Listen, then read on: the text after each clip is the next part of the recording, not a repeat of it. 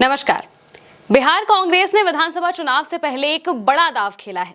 वो दांव ऐसा है जिससे बिहार की राजनीति में हलचल मचने लगी है। विधानसभा चुनाव नजदीक है।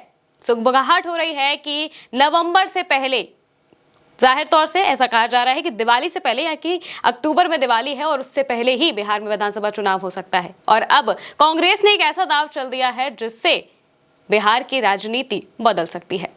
क्या है वो दाव और साथ ही कांग्रेस ने ऐसा क्यों किया है, आइए जानते हैं।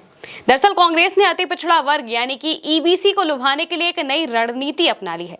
कांग्रेस के इस कदम ने राज्य की राजनीति में नई हलचल पैदा कर दी है। इसका कितना फायदा होगा ये आने वाले वक्त में पता चलेगा, लेकिन बिहार में आगामी विधानसभा चुनाव की तैयारियों के बीच कांग्रेस का ये ऐलान काफी कुछ कह रहा है।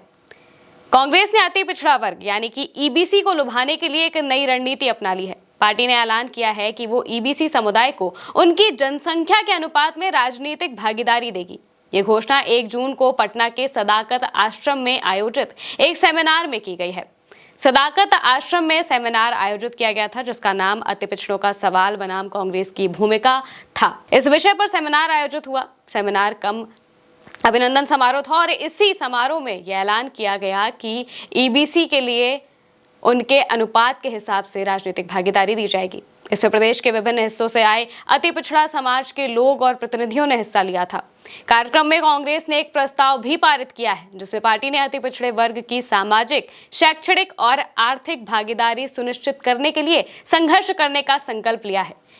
यानी कि ईबीसी यानी कि जो अति पिछड़ा समाज है उसकी आर्थिक भागीदारी, शैक्षणिक यानी कि शिक्षा से रिलेटेड जो भी भागीदारी होती है, इसके अलावा सामाजिक भागीदारी के लिए कांग्रेस खुद संघर्ष करने के लिए उतरेगी, ऐसा संकल्प लिया गया है।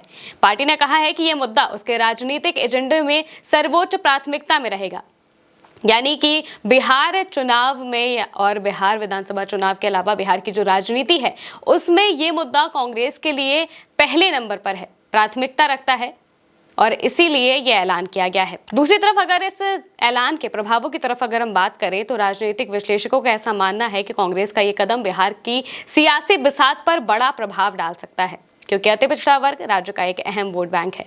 इस वोट बैंक को हर कोई चाहता है कि ईबीसी समुदाय हमारे साथ आ जाए, चाहे वो बीजेपी हो, चाहे वो आरजेडी हो, जेडीयू हो या फिर कांग्रेस। और इसीलिए चुनाव से पहले इतनी बड़ी घोषणा कांग्रेस ने की है।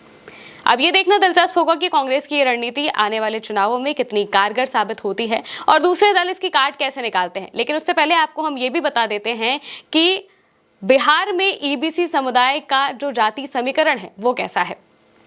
कांग्रेस अपनी पकड़ बिहार में लगातार मजबूत करना चाहती है और इसके लिए ईबीसी समुदाय को पकड़ना बहुत ज्यादा जरूरी है। इसी कड़ी में पार्टी की नजर अति पिछड़ा वोट बैंक पर पहुंच जाती है। बिहार के जातीय सर्वे के आंकड़ों के आधार पर अगर देखा जाए तो प्रदेश में 27% आबादी अति पिछड़ा वर्ग की है। इस वर्ग में मल्ला, कानू, चंद्रवंशी, नोनिया, नाई जैसी जातियां शामिल होती हैं। ये जातियां सामाजिक और आर्थिक रूप से ही नहीं बल्कि राजनीतिक आधार पर भी पिछड़ी है, यानी कि राजनीति में भी इनको प्रतिनिधित्व बहुत कम मिला है और इसी वजह से कांग्रेस ने ये इतना बड़ा ऐलान किया है। कांग्रेस ये चाहती है कि इन जातियों का भी राजनीतिक आधार जो है वो बढ़े, राजनीति में भी उनको उतनी ही हिस्सेदारी दी जाए और इसकी शुरुआत कांग्रेस खुद अपनी पार्टी से करना चाहती है।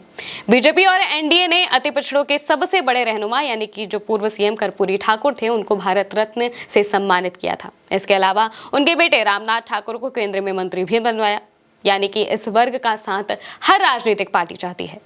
ऐसे में अब कांग्रेस की नजर इस वोट बैंक पर है, क्योंकि ये वोट बैंक आरजेडी के पास भी नहीं है। कांग्रेस की कोशिश बीजेपी और जेडीयू के वोट बैंक में सेंधमारी की है। ऐसे में कांग्रेस का निशाना दलित, ओबीसी और ईबीसी वोट बैंक पर है।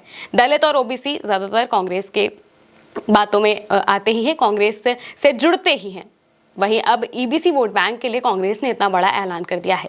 एक बात जो जानना जरूरी है वो ये है कि बिहार में लोकसभा चुनाव और विधानसभा चुनाव में वोटिंग पैटर्न अलग अलग होते हैं।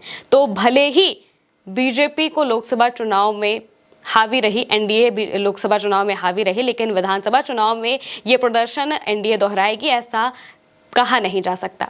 अब देखना यह होगा कि कांग्रेस अपनी नई रणनीति से एनडीए और बीजेपी का कितना नुकसान कर पाती है। इससे कांग्रेस को कितना फायदा मिलेगा ये भी हमें आने वाले वक्त में पता चलेगा। आप इस पूरी खबर को लेकर क्या सोचते हैं हमें कमेंट करके जरूर बताइएगा। मैं हूं महिमा और आप देखते रहिए उल्टा चश्मा यूसी।